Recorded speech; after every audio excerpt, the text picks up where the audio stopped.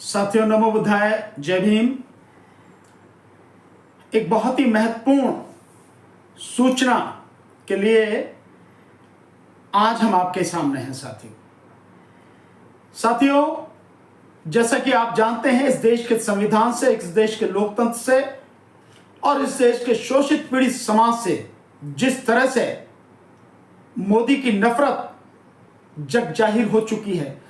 उसी मोदी की नफरत और घृणा का एक और बड़ा सबूत हम सबके सामने है। ये चीजें लगातार कई दिन से मेरे ध्यान में आ रही थी, मेरी जानकारी में लोग दे रहे थे, पर जब मैंने अपने इस सर से कंफर्म किया है तो ये बात हुई है, पता लगी है कि संसद दिल्ली में जो पार्लियामेंट है, संसद है, उस संसद के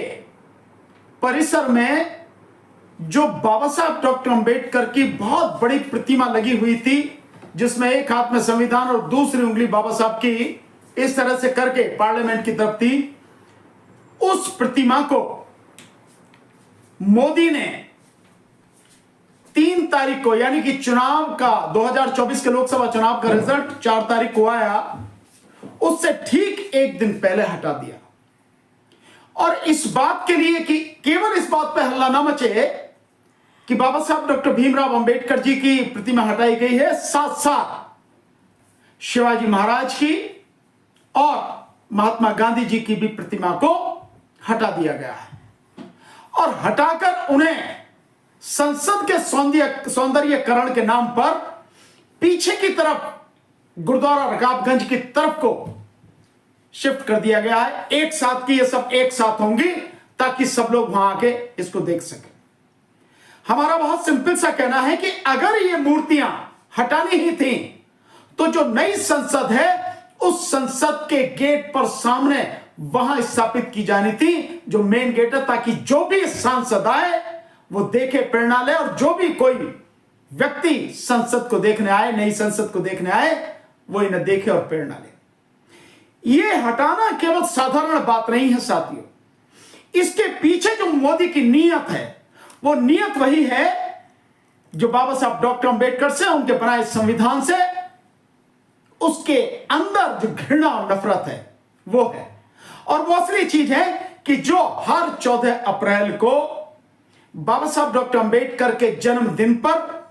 दिल्ली और एनसीआर और बाहर से भी लोग आते थे, वहां पर पुष्पांजलि बाबा साहब के चरणों में अर्पित करते थे, और उसके साथ साथ जो मेला संसद मार्ग पर उस दिन लगता था, उस सब को खत्म करने के लिए यह सारा षड्यंत्र किया गया। अन्यथा उस मूर्ति को वहां से हटाने का कोई मतलब नहीं था। जो पार्लियामेंट के सामने महात्मा गांधी जी की मूर्ति लगी हुई थी, उस मूर्ति को भी वहां से हटाने का कोई मतलब नहीं था। और शिवाजी महाराज की जो मूर्ति वहां लगी हुई थी, उसको भी हटाने का कोई मतलब नहीं था, कोई मतलब नहीं था। लेकिन महात्मा गांधी, क्योंकि उनके प्रति नफरत, जो आदमी ये कहता हो इस चुनाव के प्रचार में कि महात्मा गांधी को कोई नहीं जानता था, महात्मा गांधी फिल्म बनने से पहले, जो ये कहता हो, और शिवाजी महाराज, क्योंकि शिवाजी महाराज इस देश में पिछड़ों के बहुत बड़े एक राजा हुए, उन शिवाजी महाराज के अंदर उनके प्रति जो नफरत है मोदी की, और इसके साथ साथ बाबा साहब डॉक्टर अंबेडकर, उनके संविधान के प्रति जो नफरत है, ये उसी के तहत ये तीनों मूर्तियां हटाई गई हैं। ये तब तो समझ में आती थी कि इनको नई संसद में आप शिफ्ट करते हैं। इनसे सौंदर्यकरण में क्या दिक्कत हो रही थी? बल्कि मैं समझता हूं सौंदर्यकरण संसद का और बढ़ रहा था, कोई दिक्कत नहीं थी। इसलिए साथियों, मेरा निवेदन दिल्ली एनसीआर और इस देश के तमाम उन संगठनों से है जो बाबा साहब डॉक्टर अंबेडकर को मानते हैं, बाबा साहब डॉक्टर अंबेडकर के प्रति जिनकी सच्ची निष्ठा और श्रद्धा है, देश भर के तमाम उन संगठनों से मेरा आग्रह है, मेरी अपील है, मेरा निवेदन है कि इस मसले को बहुत गंभीरता के साथ में लें, और इसके लिए हम लोग एक सारे के सारे मिलकर एक मीटिंग करें बैठकर कि इस मामले पर आगे हमें क्या रणनीति अपनानी चाहिए। और मेरा तो बहुत सिंपल सा है कि मूर्ति जहां पर थी वहीं पर ये तीनों मूर्तियां पुनः स्थापित की जाए और सौंदर्यीकरण का बहाना देकर इस जन भावना को,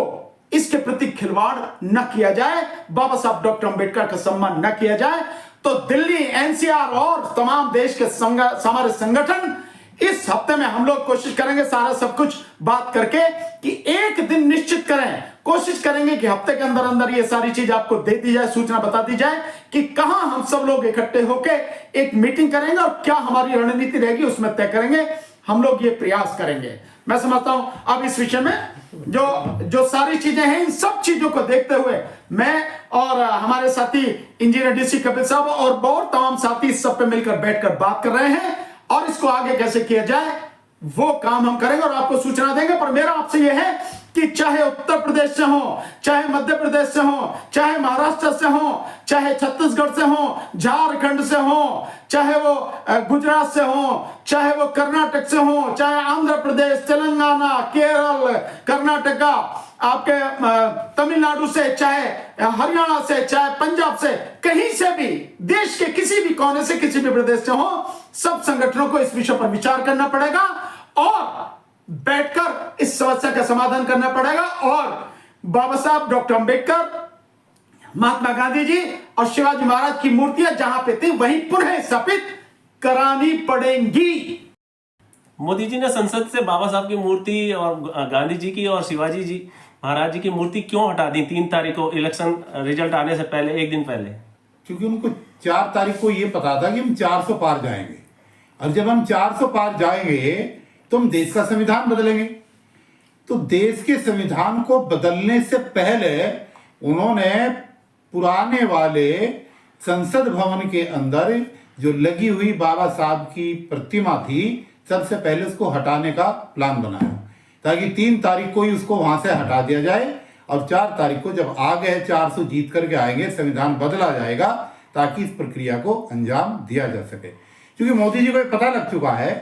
कि देश के लाखों लोग 14 अप्रैल को बाबा साहब को वहां पर माल्यार्पण करने के लिए छोटे से लेकर के बड़े तक, बच्चे तक, महिलाओं तक, पुरुषों तक, बुजुर्गों तक सब आने लगे हैं। और ये अगर इसी तरीके से, इसी अंदाज में ये मामला बढ़ता रहा तो इसको कंट्रोल करना देश के लिए बड़ा मुश्किल हो जाएगा। इसलिए ये एक सोची समझी सुनियोजित तरीके से षड्यंत्र के तहत ये घटना हुई है और हम बहुत जल्दी ही दिल्ली के, एनसीआर के, देश के तमाम संगठनों के प्रतिनिधियों की एक मीटिंग करेंगे पहले, ताकि एक डेट राष्ट्रीय स्तर पर एक तारीख तय की जा सके और सरकार के खिलाफ इस आंदोलन को करेंगे। और हमारी मांग रहेगी कि जो प्रतिमा हटाई गई है बाबा साहब की, उस प्रतिमा को नए वाले जो संसद है जहां अब काम शुरू होने वाला है उसके गेट पर लगाई जाए, ताकि जो भीड़ वहां पर आती थी अब उस संसद भवन पे आए। क्योंकि वो एक प्रतीक है, वो चिन्ह है, बाबा साहब का इशारा है कि ये संसद भवन हमारा है। और अपने लोगों को जो उन्होंने प्रेरणा का स्रोत दे करके, उंगली उठा करके और हाथ में संविधान लेकर के जो प्रेरणा दी है, ताकि उस प्रेरणा को जीवित रखा जा सके और उनके प्रति आने वाले उस आकर्षण को बनाए रखा जा सके जो माल्यार्पण के रूप में लाखों लोग वहां पर आते हैं। जो ये मूर्ति का जो मुद्दा है, बहुत बड़ा मुद्दा, राष्ट्रीय मुद्दा है, क्योंकि इससे पूरे भारत के जो समाज है, बहुजन समाज की मन को ठेस पहुंचा है। जिसे कहते हैं कि इसकी आहत कर दी, जैसे बोलते डालो बोल देते हैं कुछ भी ये लोग की आहत कर दिया। तो ये अब बहुत बड़ा राष्ट्रीय मुद्दा है। क्या अब बहुजन समाज को इसके साथ जो हुआ है बाबा साहब की मूर्ति हटाने का, शिवाजी जी का और गांधी जी का, तो इसे राष्ट्रीय मुद्दा बनाकर पूरे समाज इकट्ठा होकर इस पे आंदोलन करना चाहिए? तो उसके लिए आप क्या कहेंगे? देखिए, जैसे मैंने अभी बताया कि हम पहले प्रतिनिधियों की मीटिंग बुला रहे हैं बहुत जल्दी और फिर एक डेट निश्चित करेंगे कि कब इसको राष्ट्रीय स्तर पर उस मुद्दे को उठाया जाए कि बाबा साहब की प्रतिमा नए वाले संसद पर लगे और पहले वाली प्रतिमा से भी वो खूबसूरत हो, उससे ऊंची हो, बड़ी हो, ताकि जितने 1000 करोड़ रुपए इन्होंने नई संसद को बनाने में अगर लगाए हैं तो उसी तरीके की प्रतिमा वहां पर लगनी चाहिए, भव्य प्रतिमा लगे, ताकि पूरे देश में और पूरे विश्व में ये संदेश जाता रहे कि जो ये संसद चल रही है, जो ये देश चल रहा है, जो भारत का संविधान है, जो सबसे बड़ा लोकतंत्र माना जाता है, उस लोकतंत्र के रचयिता, उस संविधान के रचयिता बाबा साहब डॉक्टर भीमराव अंबेडकर वो थे जिनकी प्रतिमा यहाँ पर गेट पर लगी हुई है। देखिए, मैं यहाँ एक चीज और कहना चाहूंगा कि जो आप कह रहे हैं ना कि भाई क्या इसको राष्ट्रीय मुद्दा बनाया जाए। ये राष्ट्रीय मुद्दा बनाया नहीं जाए, ये राष्ट्रीय मुद्दा है।